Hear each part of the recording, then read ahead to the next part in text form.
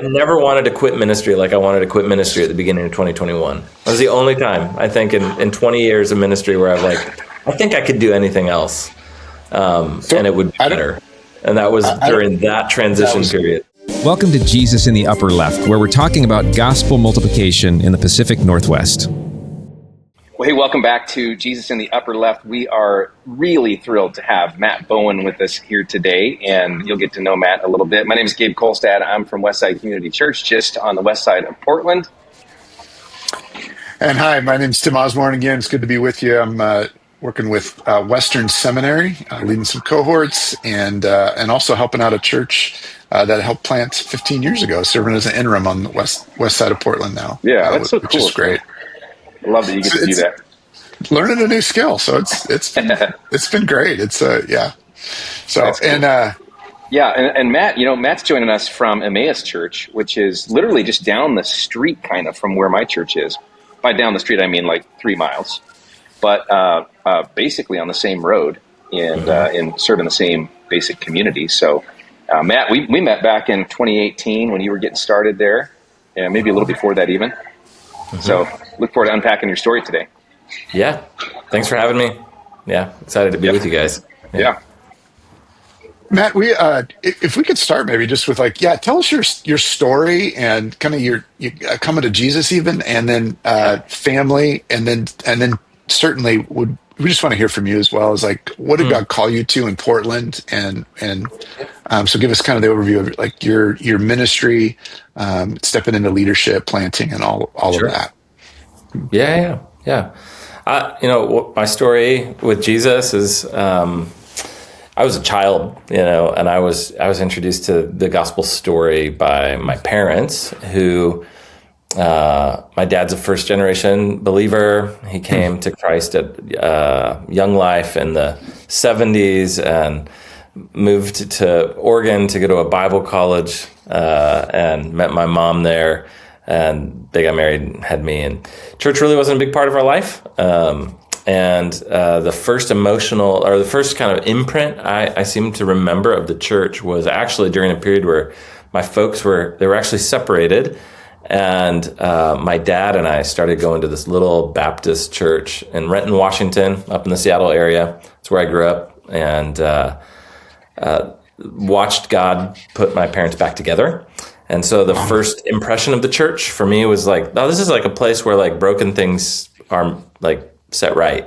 This is this place where the mess gets beautified and rectified. So that was kind of the first kind of imprint of the church. And then somewhere around adolescence, I just had this, we weren't connected to a church. So I was actually the one who was I think we need to go to a church. And so we got involved in this church in Issaquah that was a non-denom church. And I just got discipled by some guys who love Jesus, love the scriptures, love junior hires. And so it was a great context to grow up in.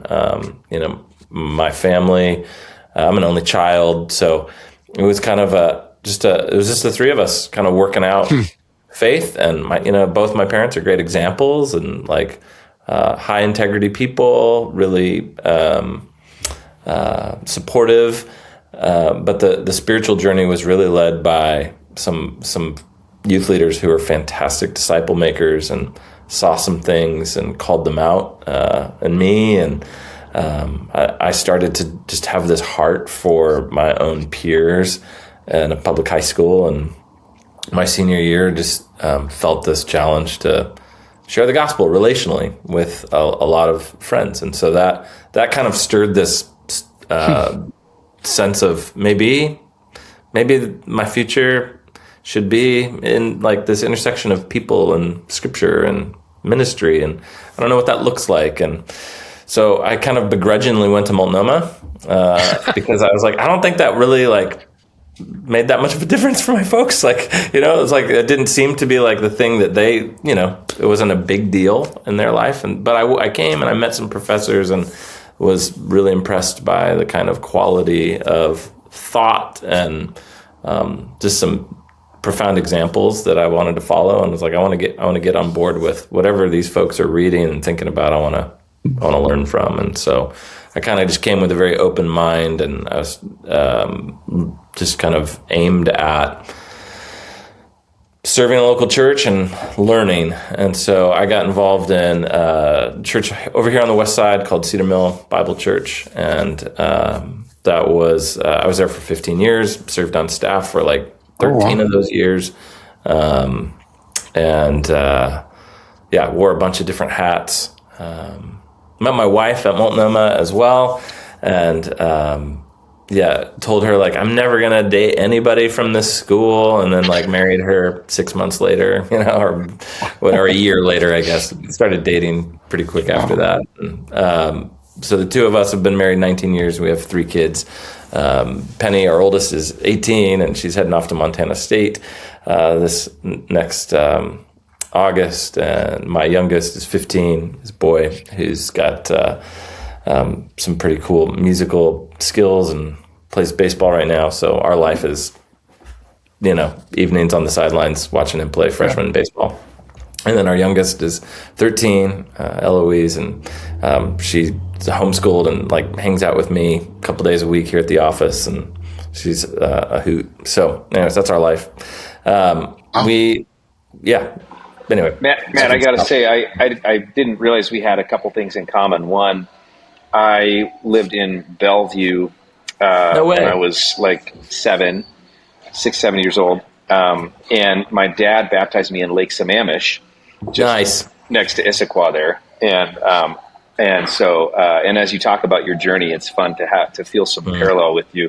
Ended up at Multnomah, and kind of same thing, youth group kind of pulled into ministry through that kind of intersection. That was a good way to say it. And I bet a lot of people listening right now can really feel what you just said. That was really cool. And also, I think, what church was it in Renton that you and your dad went to? I don't think it exists anymore. It was, I can't remember the name of it. Okay. It was a Baptist church. It was a small little congregation. Awesome. Just asking because I had some experience with coaching some guys up at that church, so I just wondered if it was the same one. But it's fun to have those parallels with somebody. Yeah. So thanks for sharing that. Yeah, and I think just even growing up in a very secular context where like there is no cultural Christianity in that neck of the woods. So my whole kind of experience of the church has largely been the folks who are engaged in it want to be, for the most part. As pastors, we all see through the veneer of lots of folks, but I do think, generally speaking, it has been a church context of true intent to follow Jesus, which has been, a helpful model, I think, for me in my life. So there wasn't a pressure. There was no cultural pressure to be like, I should go to church. That's quite the opposite. So I can't relate to that. I grew up with the opposite. So that's fascinating. I loved how you described an imprint, like the first kind of like impression and an idea experience of the church was a place that where things were restored, and you said beautified, like it was put back together. How is that like? Which is, what a gift! Like what? Yeah. It's almost like the. I just happen to know so many people who have the opposite of that, where they had to, even those that are leading in ministry, they had to grow through some of their baggage because of their experience growing up. So how has that affected how you've dreamed about the church, how you've had vision for it, how you were called into it? Yeah. I think it's helped keep center the things that, for 2,000 years,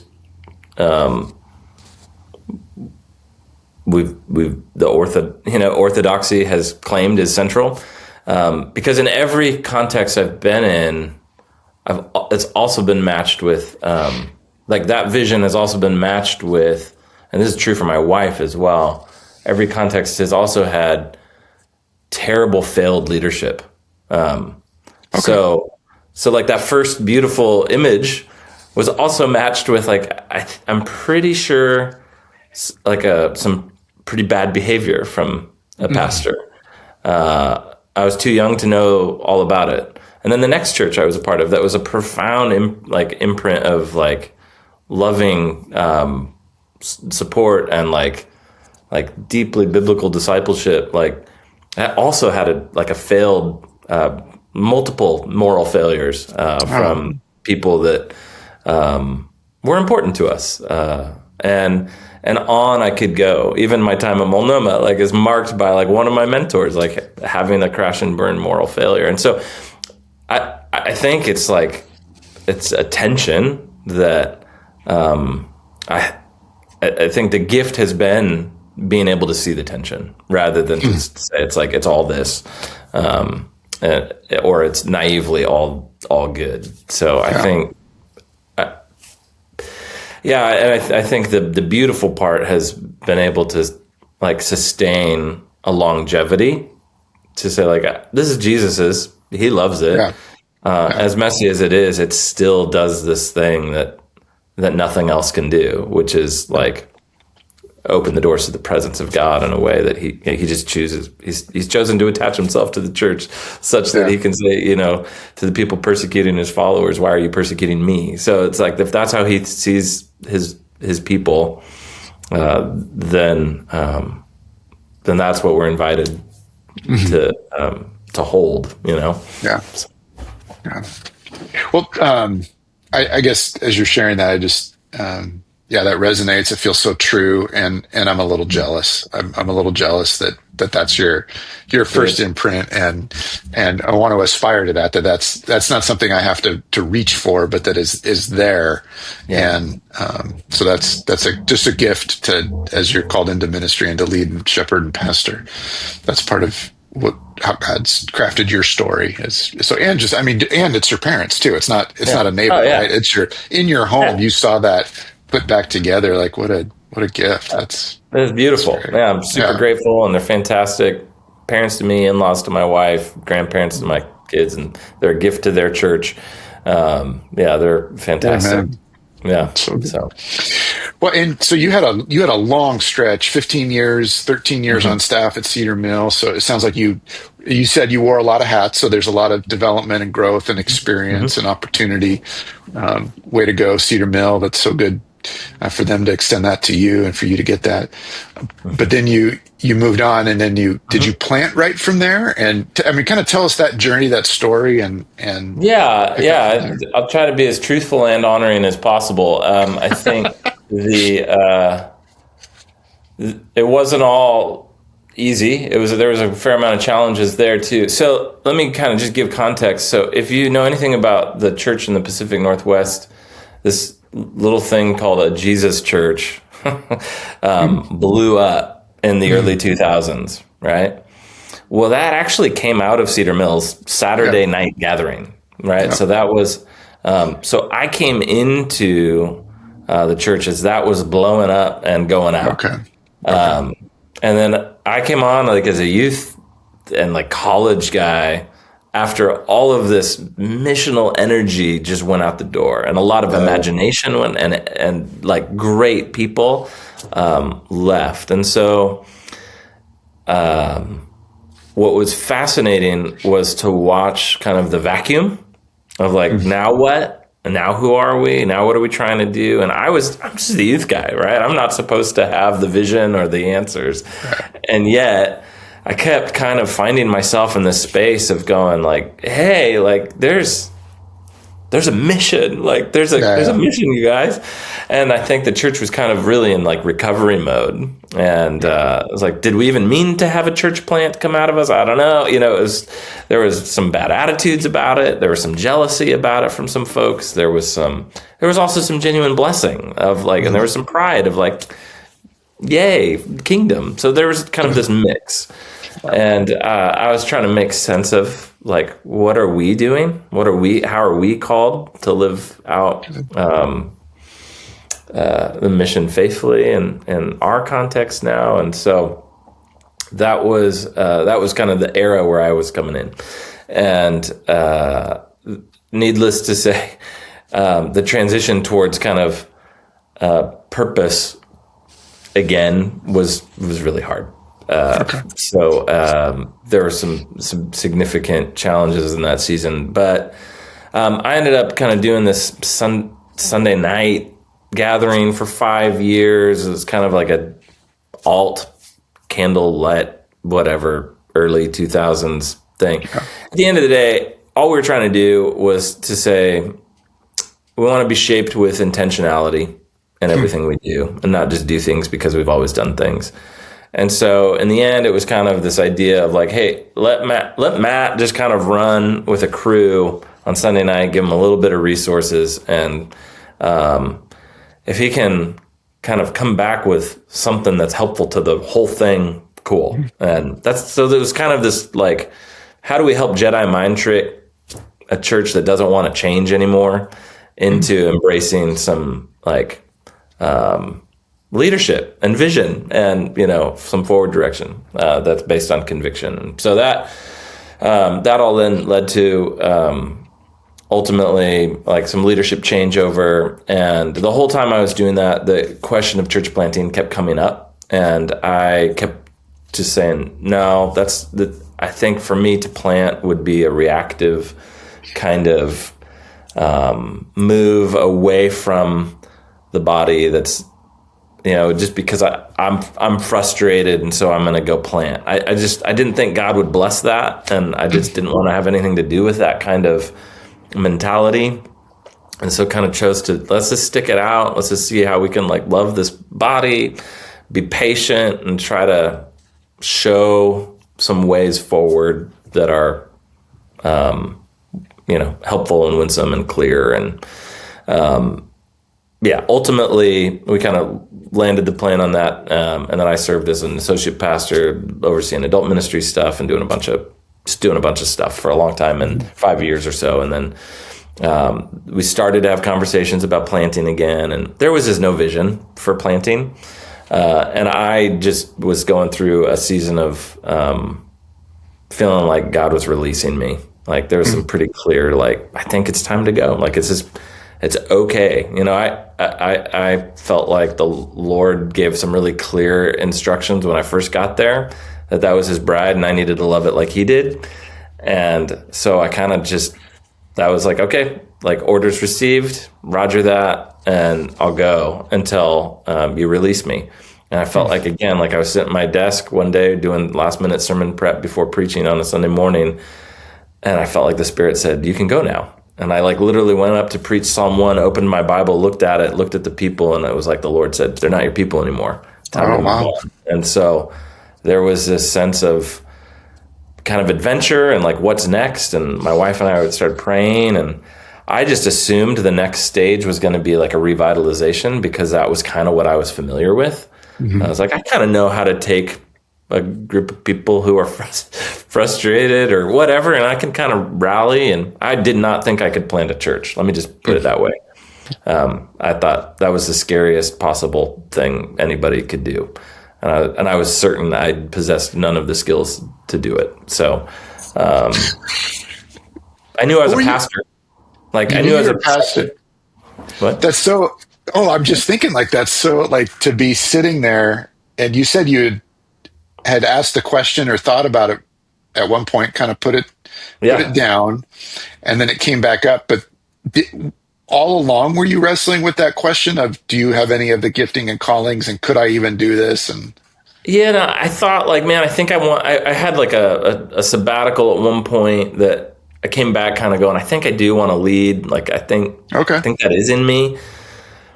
But I think to me, it was like, I got to find an established thing, and maybe we should move to San Diego where my in-laws are. There was this kind of list of like, what should we do? Like, I love teaching, I love preaching, I love walking with people. And I was really, I think, actually pretty like driven by conviction and like some vision things that I felt like we got to like do. But the thought of planting a church was like the furthest thing from my mind. So I was like, that must look like a revitalization or something. Yeah. And then, So it was out there, but it wasn't something you were like moving into or maybe no, even aspiring to. Were you not at aspiring to it? all. Okay. No. Okay. It was like, no, thanks.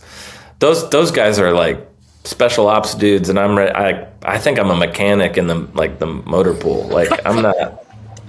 I'm what I so mean? curious, Matt, what you looked at the opportunity, what felt like it was either out of your fit or ridiculous, or like what part of it, were you reacting to that you felt like, Yeah. I'm wondering because I bet there's a common theme for most of us when we think about Yeah. this. And I'm just curious, what was it that you felt like was too hard or too far out or wasn't your fit, when you were looking at that? There's several things. One, I'm not a huge personality.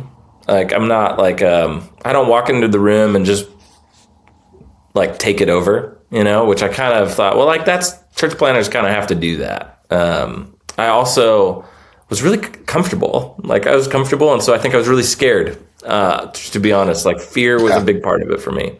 And I was working with a spiritual director during that whole season too, and I felt like the Lord gave me some really cool pictures of like what He was doing at a soul level in my life, and part of that was like relearning to trust Him. And realize that part of the mode of, I don't want this to be an indictment of a specific place, nor do I want it to be a blanket statement of all places of a certain size. But at a certain budget and a certain size, you can kind of do ministry without God. Like, you just kind of, it's not a ministry you want to do, I don't think, but it's a ministry you can think you're doing. You just kind of go, well, if we do this thing, this many people will come. And if we offer this thing, then this will definitely happen. And, this many people have been giving for this many years. And we can, I think I had come to this conclusion that like, I actually really wanted to trust God in ministry. Like I wanted to see God do stuff. And that's not to say that He wasn't doing things in the previous place. I think I just got to a place where I was going, I am comfortable. Like I think I need to step out in a way that depends on Jesus. Like if He doesn't do a thing, then that thing doesn't happen. And I started to kind of just have a hunger for that more than my own kind of comfort or security. And I think got to the point where my wife and I were like, yeah, I think it's worth risking, and saying like, we just want to see another gospel community, do good gospel work on this side of town. And if it doesn't happen, like, or if we're not the people to do it, that's okay, but we want to see it happen. And so it just became this like yearning, I think, for that. And to recognize that church plants are the places usually where church plants and churches that plant churches are the ones that see conversion, and so we weren't seeing a lot of that. We weren't seeing I just felt like I was just ready to trust God and be challenged, I think, and to release some things that had held me back in fear. I guess, to be honest, yeah, those are a couple of things. I just had zero clue what to do either with starting a church. I'm like, how do you do that? So, sorry. There's like a button you push. I think I'm sure they've told you that. You just find the button and you push it, and then the church starts. And that button is walking around telling people, I don't know what I'm doing, but here's what we're doing. Yeah. Yep. Like that was what it was. I had so many conversations with their first kind of core group where they're like, what's the vision of the church? And I just kept telling people over and over, I'm pretty sure it's to be Christians. I don't know. Like I think if we spent the rest of our lives just being Christians, like actually following Jesus, I think that'll keep us busy. But that was apparently enough to get a core group. So, well, Matt, I really appreciate you just sharing like what was going on in your soul at that time. And I don't want people to miss, like, man, you put fear on the table, you put comfort on the table, you use the words intentionality and conviction.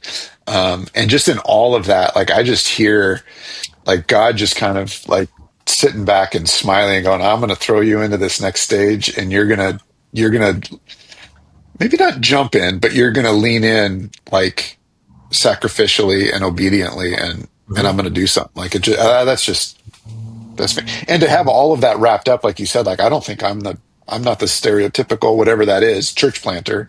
Yeah. And it's so important for people to hear, because I think so many people do, men and women both believe that there's like a stereotype that they have to fit, and as if God only uses a, a certain type of person to plant. Now there's giftings and there's callings and all of that, not to minimize that in any way, but God uses all different kinds of people. And so, I so agree with that. And that's why I'm also glad, Matt, that you shared, like, to me, the thing about saying, you're not a big personality, and that somehow we've believed that these things are necessary and that, somehow you can't do it without that, but it's, proof of concept, right? Like God is using all types of us, and it's a beautiful thing.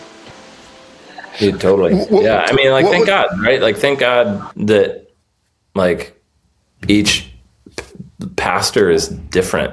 Like, there's so many different people who honestly would, like, not appreciate, like, our church and would really appreciate, like, somebody else's church, right? And vice versa. Like, there's a lot of people who come in our doors who are like, oh, finally, like, this is like. Thank God this is not like West Side. Is that what they say? What's that? Thank God this is not like West Side. Is that what they say? No, I've never had any of those people come in. Actually, to be honest, I don't have any former West Side people. So glad Gabe's not here. Good. Wow. We have some former other place people, but okay, all right. Yeah, that's okay. So, and we're going to have Matt list out those now, and if you could maybe type some of those names. Right. No. Yeah. Kidding. Totally. Can you tell us the timeline? Yeah. Well, actually, two things. One is, I don't want to lose this thought. What was it? You said, so glad that pastors are all different, leaders are all different. I actually think that is a little bit of a veteran leader comment, because I think for many of us, when we were younger leaders, we actually wanted to be somebody else. And then there's some experience that gets there. So, so I just think that's helpful for people to hear, like, oh, that's a normal progression of when I'm younger, I long to be this kind of person. And then I grow through that. God teaches, God matures, God gives us some experience, both good and bad. And then we get to a place where we go, okay, like God's made me this way, and I need to lean into that and be that. Yeah. But I think that was really important what you said. But tell us a timeline from, take us from that Psalm 1 moment where you're standing in front of going like, 2017. Okay. Yeah. That was like in the spring of 2017. And then we,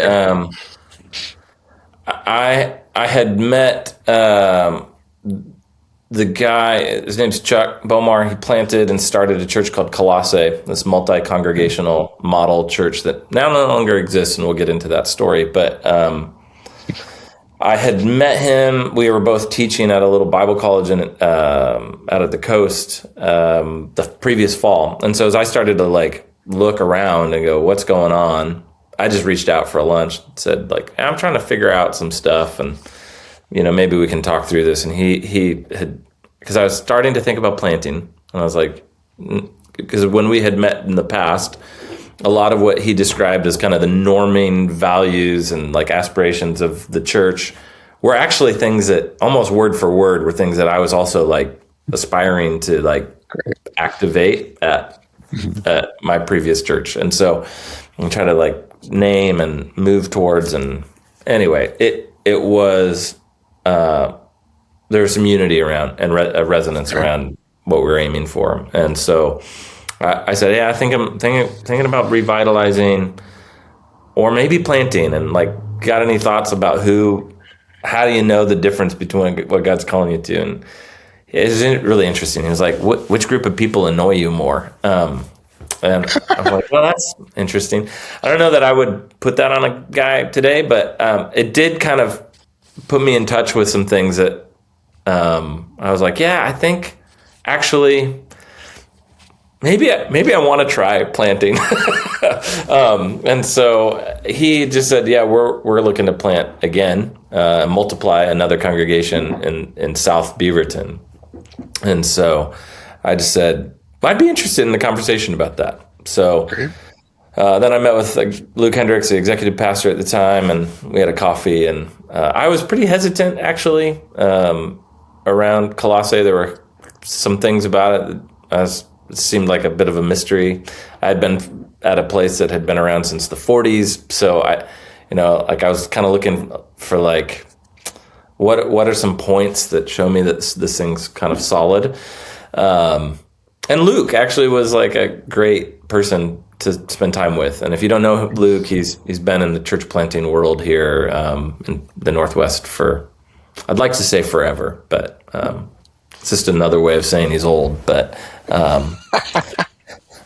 I just had Luke preach for me a couple weeks ago. So yeah. So he knows that you call him old. He knows that. Yeah. He was really compelling in terms of just his presence and his person, and we had a real instant connection. And I felt like I walked away from that going well, I actually kind of hope this works out. And Luke apparently had interviewed a bunch of folks 20 or so before me, and had said no, I guess, to everyone, and then called Chuck and said, you should hire this guy, I guess, right after our coffee. So then it snowballed pretty quick. And that was October.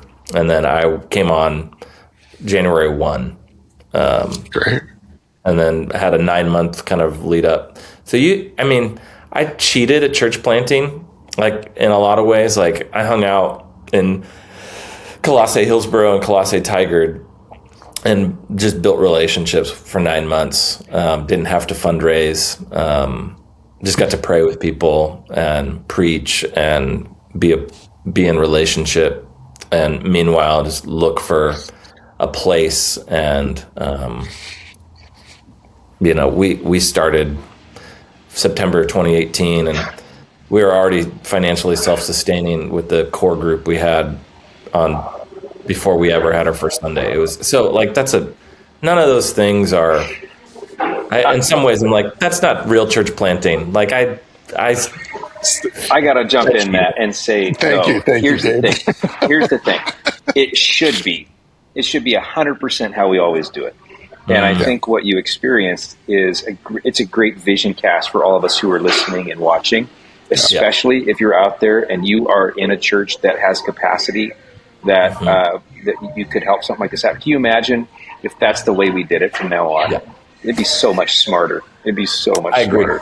It was beautiful. Yeah. And just for context, Colossae started in 2008 and became a multi-congregational church. The first congregation was in Hillsboro. Justin Peterson still leads it, and it's called Table.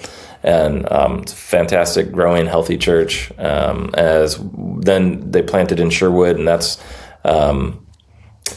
wow. I feel super bad. What's their name? Rick. Orchard. What's the name? Orchard. Rick, it's Orchards, yeah. Orchard. Rick Vogt, who's a fantastic shepherd. And anyways, it's great. They're doing well. They're healthy. But yeah, Sherwood. And then I came on to plant the fourth congregation in Beaverton. And then during my time there, we also sent out Ben Tertine to plant on the east side, and that's kind of now a house church kind of thing called Tove Communion. So those multiplying efforts all survived, and which is cool. So multi-congregational. So we had central finance, central HR, had some central elders, but localized elders in each congregation, localized lead pastor, localized budget, localized kind of everything to contextualize to the needs of each civic center that we were in. It was a really brilliant model. It's a lot going for it. There was Justin probably could tell you the most about kind of how it morphed. And he was a guinea pig for all of it. So I just followed Justin, and he learned all the hard things first, and then I came in and took up the benefits of his hard-won wisdom. So, What? Just to echo what Gabe said, like it should be like that, I just wanted to say the same thing. Is like that. The model is really viable Yeah. and fruitful, and because there's a lot to affirm in you and your obedience and your story. There's a lot to affirm in Colossae and in the model that others have used, obviously before and after. Um, but there's also something in the match too. Like I wonder if there is a bit of wisdom. I'm sure there was a bit of wisdom in Luke in saying there's a lot of other potential planters that this wouldn't fit for, but you have the gift mix and the wiring and the temperament to fit within this model. And I think that helps expand who can start a new work. And it's not necessarily that the big personality, maybe more apostolic or entrepreneurial, and some of those stereotypical things that at least I think of when you think of church planting, and it empowers more people, wider gift base, and it's good. Yeah, super helpful. Yeah, and the language we use a lot was like, we're looking for founding pastors of congregation. I think that was a little different than, somebody who's got there are people with a gift mix of parachute into a new city, don't know anybody, and they're just sharing Jesus with everybody, and all of a sudden there's a church,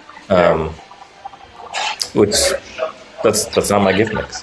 But wasn't there some measure of that after COVID as you were restarting? I mean, I would imagine, because it kind of took you all the way down, probably like most of us, and so then it's like you did get a little bit of that experience, probably. I basically planted the same church twice. Yeah. It's stupid. So tell us about that. Yeah. I mean, we all have, right? If you pastored through COVID, there's a little bit of that. That's true for everybody. But I mean, so we initially planted the Colossae congregation in 2018, and it was the most fun I'd ever had in ministry. Like, it was really fun and really like vibrant and exciting, and this is sweet. Like, and then 2020 hit. And it wasn't sweet. The strength of being a small church was like we knew everybody, and we really were able to keep up with how people were doing, and pastor. Like, we were actually able to walk alongside people, and we were creative like everybody, and just found ways to keep cultivating fellowship and community. Meanwhile, at an organizational level, Colossae was under some pretty severe stress. I don't know how far into it you all want to go, but I'll try to keep it pretty tight. Sure. Basically, like Tigard. So again, at this point, Colossae is Tigard, Hillsborough, Beaverton, Sherwood, and the East Side. And so each has got elders or elders developing. Each has a different lead. Each has a little bit of a different culture. And then each of us were a part of the thing at different stages. So I kind of came in later.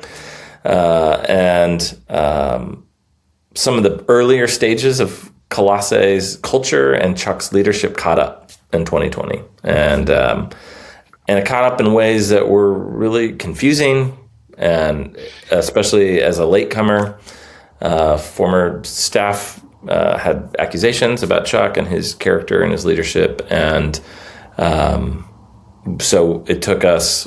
I feel like that came midsummer. Something like that. So it's post George Floyd. It's in this mix of polarization and justice outcries. I feel like the Mars Hill podcast had already come out, or I'm not sure. I can't remember the timeline on that. But it was, again, it's similar kind of overlapping moments, and it's and moods culturally. And anyway, for our sake, I think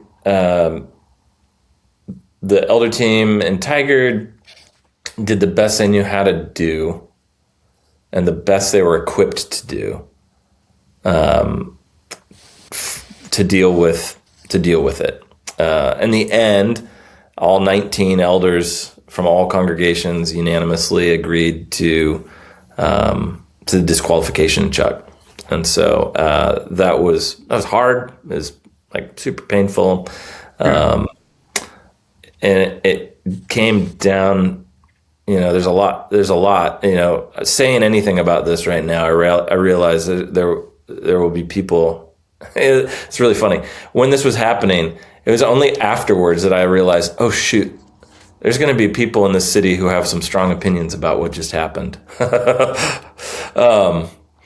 And it was an incredibly isolating experience. I think there was one pastor in the city that actually texted me and was like, man, I'm so sorry. I'm praying for you. It was Jose Zayas. And I just remember being like, man, you have no idea how much that means. Because we just went through hell. And we just watched, I felt like we just watched Satan just do havoc on the body. And so without getting into all the nitty gritty, my take from my chair, it all came down to response, it wasn't primarily about the accusations. It was primarily about the heart response that ultimately led to a decision to say not qualified. And so there's a bunch and that's in the midst of, you said you went through hell, but it's kind of like you went through like a double layer with COVID and internal church leadership issues at the same time. That's brutal. Either one would have been brutal on their own, but to have them together at the same time is extra isolating and painful. For sure. And just even as a observer of it all, man, it kind of makes me sit back and go, ouch, to hear that, how much it would have meant for you. Like, I know you. I could have reached out and texted you and said something, and I didn't. I think, maybe I thought it was none of my business. Maybe I thought, you know what I mean? Totally. We were all reeling from COVID, but what a great reminder just even to hear you say that gosh, this isn't easy for anybody in any season, but let alone in a time like that. And just those words of encouragement are so important. So I just appreciate you saying that.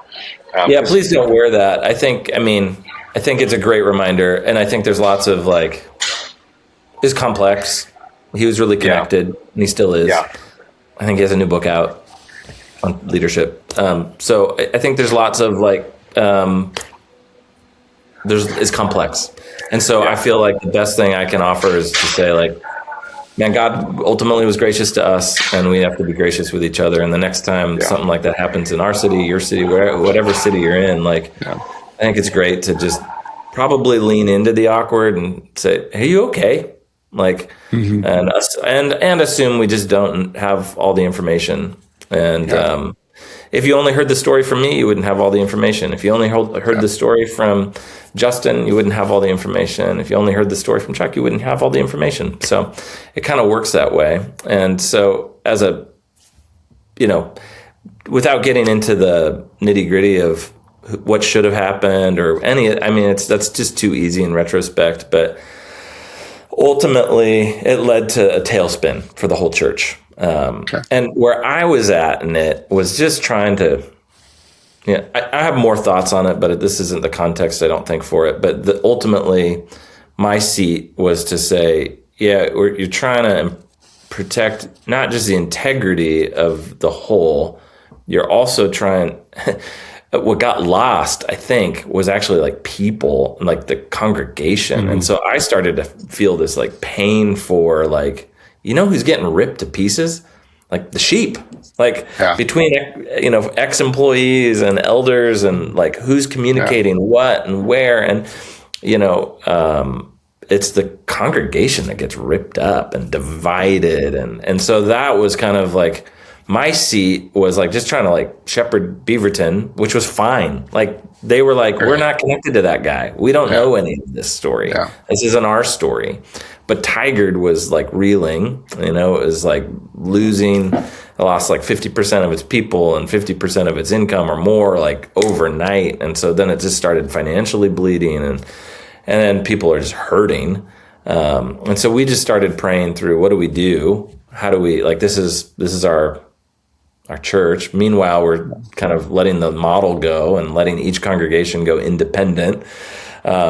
and letting go of a lot of the kind of the pieces that no longer made sense, like the central finance or central HR. It's just like, maybe these are too expensive and you're hemorrhaging already. And it was just kind of a mess. So it was during that time that there was kind of a discernment of what happens with Tigard. And they reached the conclusion, the elders there, that they needed to resign. They felt responsible for the weight of what had happened. Good, bad, ugly, all of it. They just said, we own it, and we're going to resign, and we're going to basically give this old church over to Matt and Beaverton. Like, they're going to take responsibility for the congregation going forward. And so we just took on all of the leases, all of everything. We just we adopted the congregation, the staff, and just walked through what we hoped and prayed would be a healing time for that fellowship.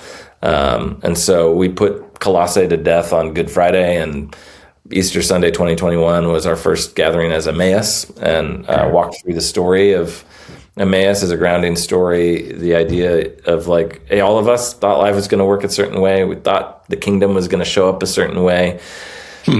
And then death and suffering and, the cross happens, and we can't make sense of it. Anyway, so wherever you're coming from, if you're running from God, if you're just disoriented by life, like, we hope to be the kind of community where you meet Jesus on the road. And so that was kind of this grounding story and orienting kind of vision of walking together, following Jesus, and then telling the story, right? This kind of community formation and mission as the pillars of the church. And that's kind of what came out of the Colossae ashes. And then we spent a solid, it felt like a while, just trying to tend to people's souls and establish new identity. And that's the second planting, So we had to figure out what to do with a lease that we couldn't afford. And it was a lot of details, but in the end, a couple years in, it started to feel like, no, this is an entirely new feel. Jeff Leatherman, our executive pastor, who was the longtime kind of community pastor at Colossae, he was really like the pastor of those people. And so he stayed on and has just been a brilliant partner and loves people really well. And he already had a lot of people's trust, and God had, I think, graced me with kind of having given me the trust of people as well over that time. And so folks who stayed, and then the church has grown, and a lot of folks who had nothing to do with the Colossae story at all now call Emmaus home. So it's kind of I don't know, you can poke questions, or sorry if I said anything a little too honest, but I don't know. We prefer that you lie more. If you not to kind of just we don't like skewed. I should say skewed. Yeah. Well, I was just going to say thank you for sharing it with, because there's a lot of people that have been around. If you've been around more than 5, 6, 7 years in Portland, you know something, right? And so I really appreciate you just acknowledging we all have a limited perspective and limited information, and that's true in leadership in so many ways, and most days, right? And so there's a humility in that I appreciate, and honoring what was. Like, there was a good work of God, and it multiplied, and there's good done, and so 100%. Not an easy thing to go ahead. Oh, I was just gonna say, it's not an easy thing to revisit, and so to do so carefully and humbly and honestly honoring is thank you for doing that. I appreciate that. I hope it comes across that way. I mean, even when we communicated at the end, I remember taking heat from people for not being critical enough, but then I also remember taking heat for being too critical. It was the almost worst. No win. I never wanted to quit ministry like I wanted to quit ministry at the beginning of 2021. That was the only time, I think, in 20 years of ministry where I think I could do anything else, and it would be better. And that was during that transition period. Yeah. So maybe I'm just going to point out a pain point here, but but that question you were asked before you planted, which people are most annoying to you? Yeah. I'm sure you've thought about this and reflected on this, but you ended up for both. So you got both. You didn't avoid either one. So No.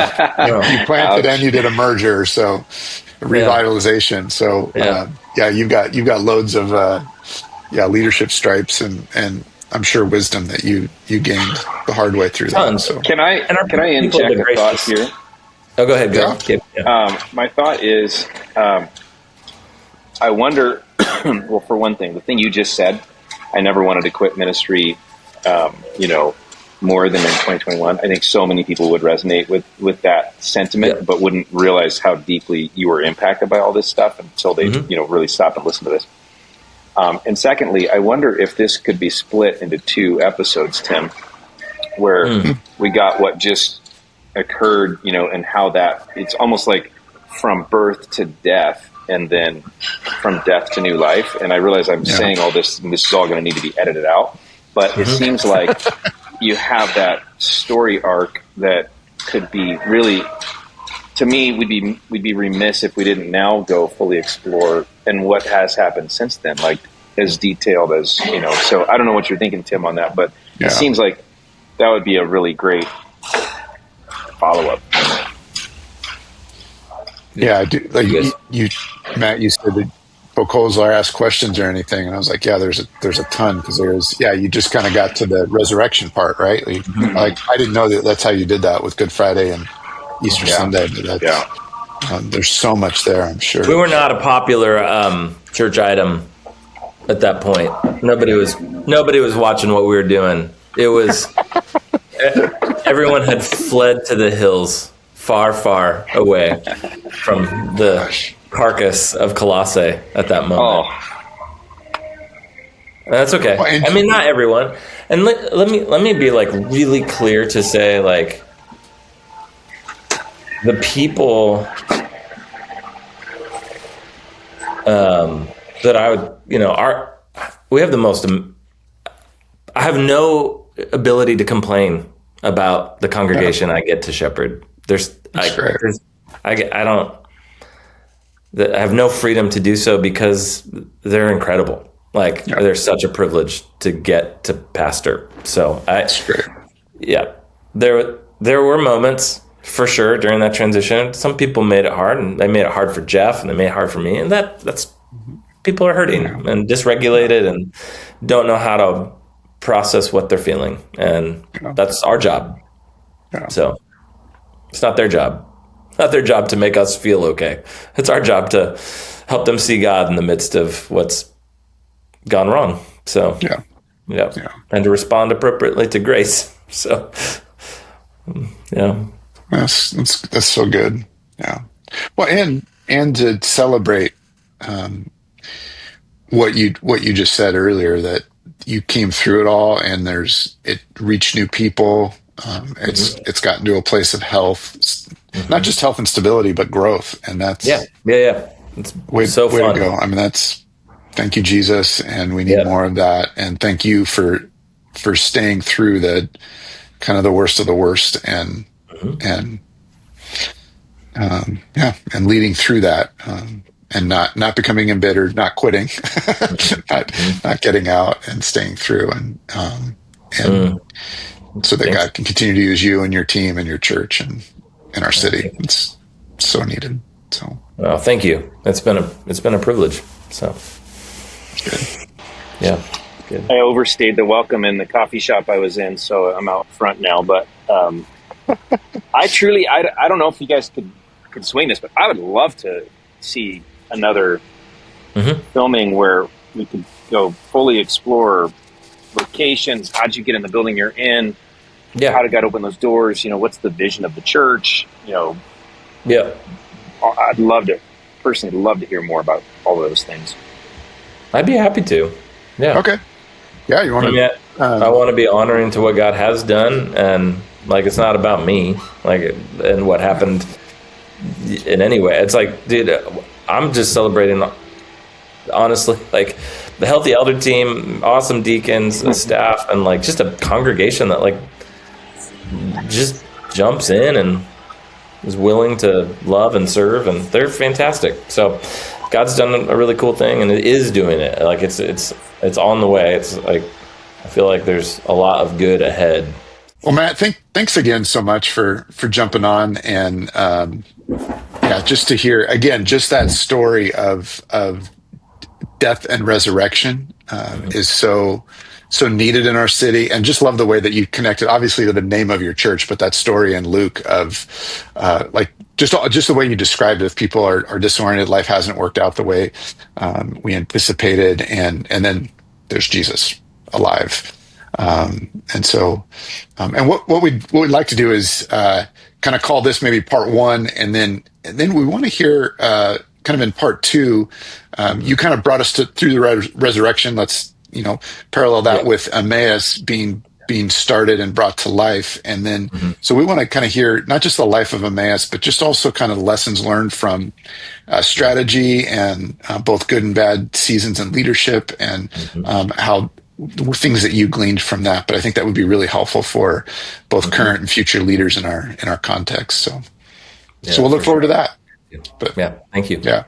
Yeah. Thank you so much, Matt.